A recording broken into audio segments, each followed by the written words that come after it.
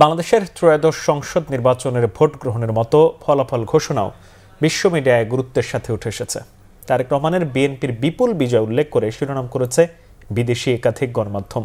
বৃহস্পতিবার সন্ধ্যার পর থেকে রাতভর ভোট গণনার হালনাগাদ তথ্য দিয়েছে বিবিসি, আল জাজিরা, এনডিটিভির মতো একাধিক গণমাধ্যমের ওয়েবসাইট। তারেক রহমানের বিএনপি সংখ্যাগরিষ্ঠ আসন পেয়েছে উল্লেখ করে হেডলাইন করেছে কাতারের সংবাদ মাধ্যম আল জাজিরা। ব্রিটিশ প্রচার মাধ্যম বিবিসি শিরোনাম করেছে ভোট গণনায় জয়ের পথে বিএনপি। ভারতের এনডিটিভির ওয়েবসাইটে শুরুতেই ছিল বাংলাদেশের সংসদ নির্বাচনের খবর। হেডলাইনে বলা হয়েছে তারেক রহমানের নেতৃত্বাধীন বিএনপির বিপুল জয়। টাইমস অব ইন্ডিয়ার শিরোনাম ছিল খালেদা জিয়ার বিএনপির বড় জয়।